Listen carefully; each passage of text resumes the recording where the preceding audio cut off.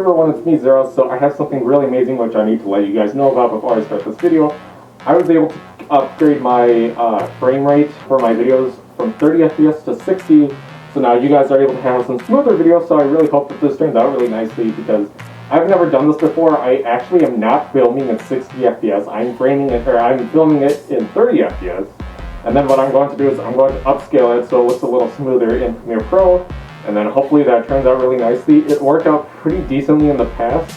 Number one is to be yourself. I really suggest that you create your own unique persona. And if you are yourself, you're already unique, okay? Do not try and copy what someone else is acting like, because if you copy what someone else acts like, it's like, oh, well, you're an impersonator of this person, or I don't know how to exactly say it. I don't act like PewDiePie, I'll say that. Do not try and mimic what another person does. Just be creative, be unique, and that's all what the Furry Fandom is about.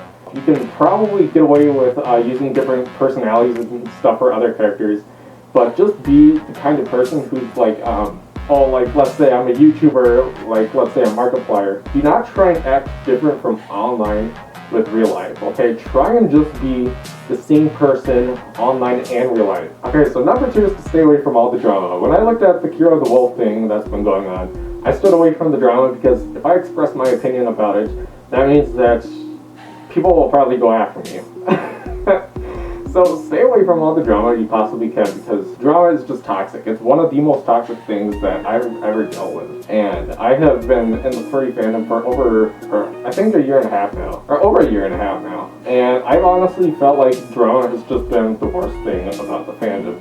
If you see drama going on, be a grown-up, ignore it, do not partake in it, stay away from drama, do not start drama. I've actually seen some people who get triggered over being blocked on Twitter. You know, if that happens to you, just think to yourself, the trash took itself out. You don't have to deal with them anymore, and they're gone already. Before you have to deal with them. So yeah, anyways, moving on to number three. Number three is to create a new character and do not directly reference off of a single furry. When I made my character here, when I made Zeros, I did not reference off of one furry. I referenced off of between 5 to 8 furries. But the more you reference off of other furries, the more unique that your character will get. I highly recommend staying away from popular furries for references, because I have seen some people who try and kind of rip off their characters. I'm not pointing fingers at anyone, but I feel like that if you kind of reference some of the key features of some of the popular furries. So do not look at a character and do not say, oh, I want the same design, just different colors. Do not do that. Stay away from that. Try and create something differently, creating different face patterns, try creating different finger patterns, try creating lots of markings. Create lots of markings, because markings really make a character unique. Number 4, I highly recommend that you do not become a gaming furry, because there's lots of gaming furries, and the thing about gaming furries is they're no different than other gaming YouTubers and stuff online. So what I mean by that is that, well, if you're a fursuiter and if you play video games in a suit, well, okay, that's probably fine. But there are so many gamers on YouTube and Twitter and Facebook and Twitch and Discord. Well, Discord's not social media, but you get the point. There are so many gamers out there which I believe feel like that they're all kind of the same. They all kind of post the same content whenever there's a big game going on here. They play the game and your content is so similar to everyone else's. Say you go through the storyline of Resident Evil 2 and there's already thousands of other videos out there by thousands of other people playing that same storyline. I would not really want to watch a furry YouTuber who just does the same content or the same video games as other people. So that's why I would kind of stay away from being a gaming furry, just because I feel like it doesn't create too much creativity with some of the content that you make. Plus, I haven't seen too many furries out there which actually do video games, and even if they do, they don't have a webcam. So when they don't have a webcam, it's kind of how do I distinguish if you're a furry gamer or if you're a gamer? You know, there's no difference, I'll just say that. So that's why I would stay away from that, because if you were, I don't know, as I mentioned earlier, if you are wearing a fursuit and if you're gaming, that's obviously a little more unique. Okay, so number 5 is pretty big. Do not buy a fursuit unless you're financially ready. If you know someone who's making a plant-grade suit for under $2,000, go for it. I'm not going to go too much in depth with fursuits, because fursuits are obviously different prices for many other people.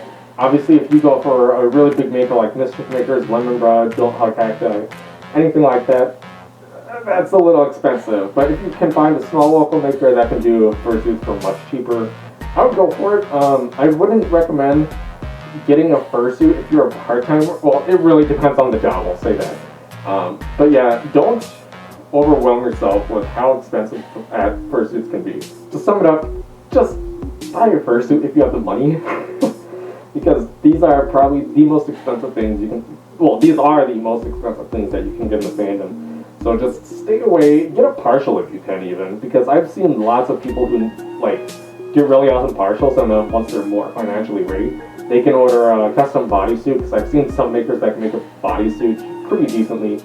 Number 6, do not spend all of your paychecks on art. Set yourself a monthly limit, like say, oh, well, let's see here, I'm making, I don't know, $1,000 a month, I'll spend 100 of it on art every month. Or that would be a little extreme if you already have bills, so like if you have to pay for water, if you have to pay for electricity, stuff like that. I would try to set the budget a little lower, because it is pretty nice to have lots of art, because, you know, more art means more content that you can share as a furry.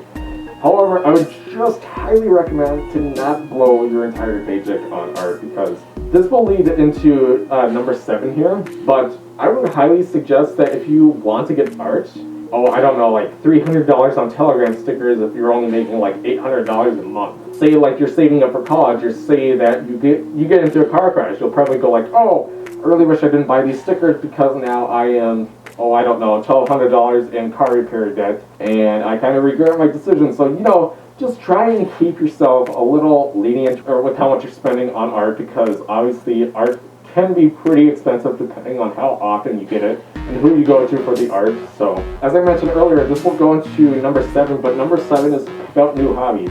You can save lots of money on art if you pick up an art hobby. So if you were to, let's see here, I found this for Steel.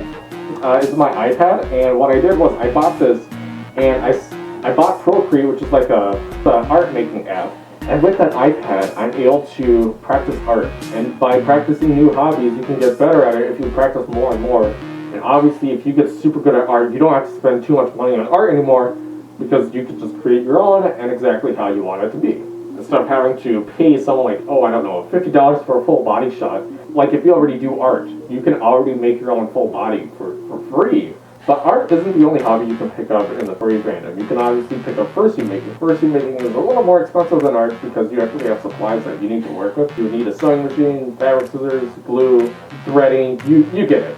Another hobby you can do is you can make stories. And making stories doesn't require much technology at all. You could just do it on pen and paper, but you know, everyone has a phone and a computer these days, so you're able to make your own on, I don't know, like Microsoft Word. And there are lots of ways that you can share them out there, like on Twitter. You can share them in groups, you can share them in Telegram chats, Discord servers, you guys get the point. Okay, so number 8. This one is very common, but understand what roleplaying is, because I want to say about 80% of all the furries out there roleplay. And I actually want to bring that up a little more. I want to say 85 to 90% of furries roleplay. Because role-playing is so common in the fandom. It's obviously something that isn't in many other fandoms, unlike, there's probably lots of role-playing out there. I can't think of any other fandoms off the top of my head, but role-playing is super crucial I wouldn't say crucial, it's very common in the furry fandom, because if you create a character, it's like, now what am I going to do with this character that I made? Well, something I would suggest is role-playing. Role-playing will let you, be your character. Like being a furry is all about being creative, as I mentioned earlier in this video. You are able to use this character for lots of uses, so role-playing. So yeah, just understand what role-playing is, and that many furries out there role-play. And that's why I really suggest giving role-playing a shot. It may not be your cup of tea, but if it is, great. You can probably find lots of Steam groups out there. You can find lots of friends out there. You can find lots of people on Twitter. That's worth a shot, guys.